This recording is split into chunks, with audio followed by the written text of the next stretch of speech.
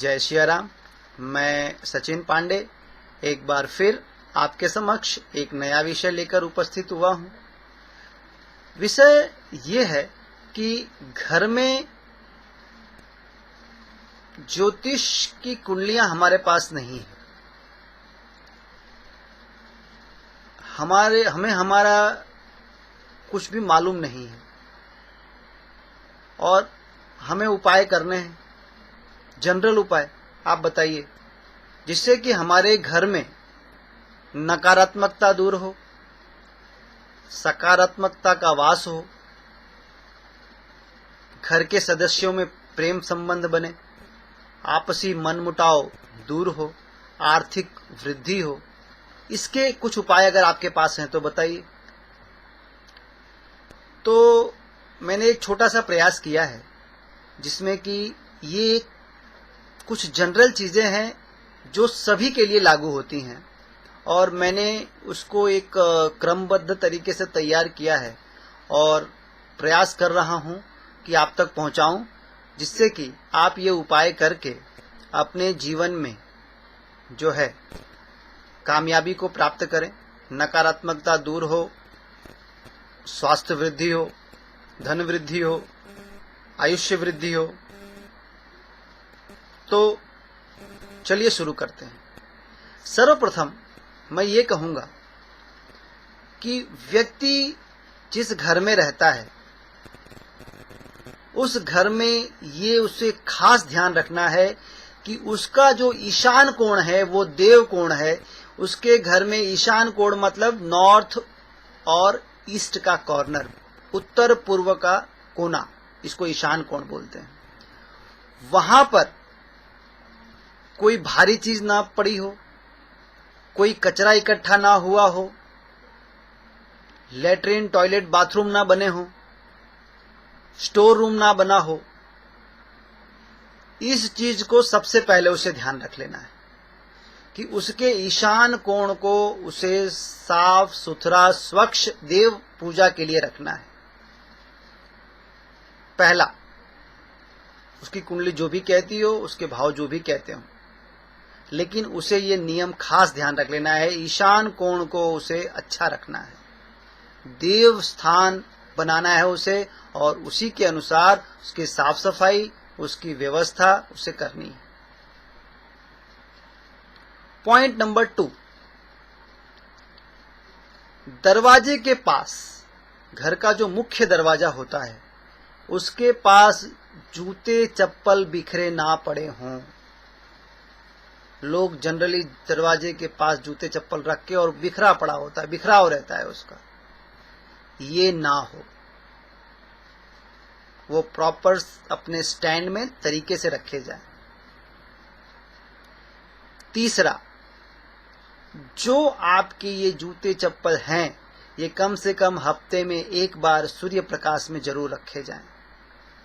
अगर उन पे रोज सूर्य प्रकाश आता है तब तो ठीक है, अगर नहीं आ रहा है तो कम से कम हफ्ते में उसे एक बार सूर्य प्रकाश जरूर मिले।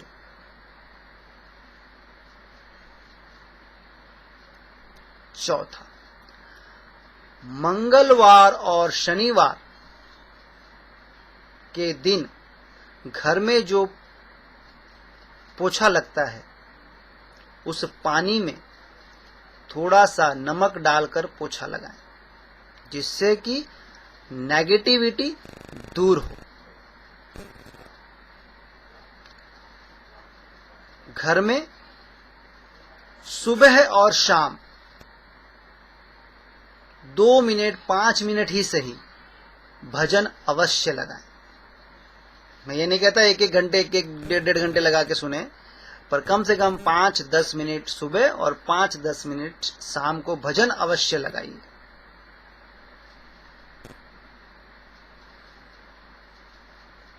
ठीक है।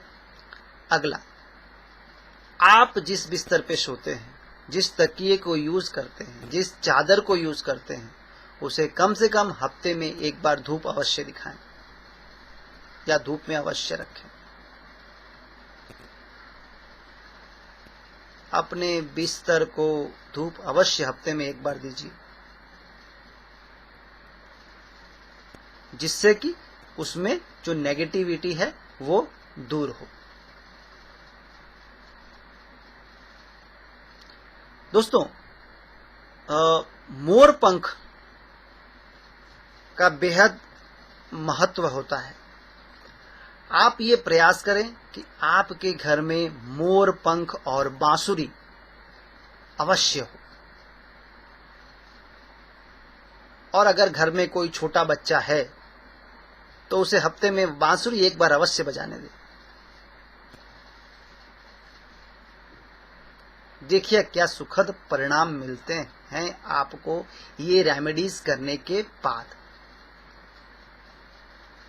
अगली रेमेडी बताता हूं।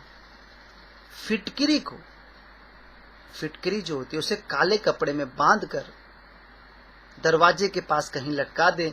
किसी की नजर ना पड़े उस पर, यह आपको खास ध्यान रखना है। किसी की नजर उस पर नहीं पड़नी चाहिए। इस तरह से उसको बांध दें। छोटा ही, बहुत ज्यादा नहीं, तो बड़ा करने की जरूरत नहीं है, छोटा सा बांध के रख दें। देखें उसका क्या प्रभाव आपको मिलता है, कितना अच्छा शुभ प्रभाव मिलेगा, नकारात्मकता में कमी आएगी।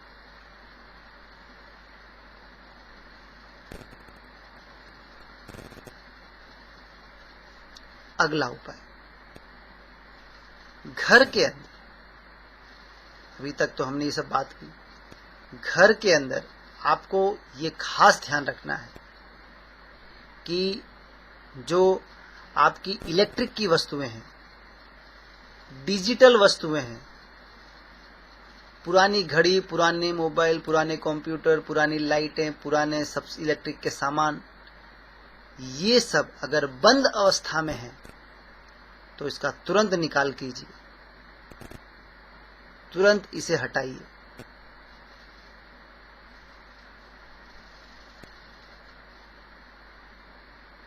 फिर इसका प्रभाव देखिए। राहु से होने वाले जितने नकारात्मक दोष हैं ये इन्हीं चीजों में होते हैं। इसे आप हटाएंगे तो आपकी काफी हद तक नेगेटिविटी में कमी आएगी। पुराने फोटोज, फटे हुए फोटोज जिसमें चेहरा धूमिल है, फोटो कहीं से फटा हुआ है, पेंटिंग्स कहीं से फटी हुई है, और अगर ये ईश्वर की है, भगवान की है, तब तो उसे तुरंत हटाइए। टूटी फूटी मूर्ति है, ये घर में नहीं रखनी चाहिए, इसका भी निकाल तुरंत करें। ये कुछ ऐसे प्रभाव हैं, ऐसे उपाय हैं जिससे कि आप अपने घर की नकारात्मकता को खुद ही काफी हद तक कम कर सकते हैं।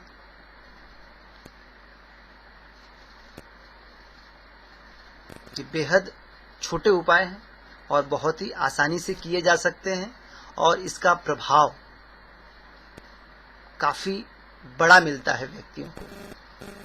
तो मैं ये कुछ उपाय, इसका पार्ट 2 भी लेके आऊंगा। अभी मैं पार्ट 1 में आपको इसके कुछ उपाय बताए मैंने, आप इसे आजमा के देखिए और आजमाने के बाद अपने अनुभव भी मुझे जरूर कमेंट सेक्शन में शेयर कीजिएगा, ताकि मुझे भी मोटिवेशन मिले अपने दर्शकों से, ताकि मैं और भी इस तरह के चीज़ें आप तक मेहनत करके, प्रयास करके पहुंचा सकूं, जिससे आपका भी जीवन उज्जवल, स्वस्थ और संपन्न बने। तो मेरा प्रयास आपको ये पसंद आएगा इस उम्मीद के साथ। और अगर आपने मेरा चैनल लाइक नहीं किया है तो सब्सक्राइब कर लें, लाइक कर लें।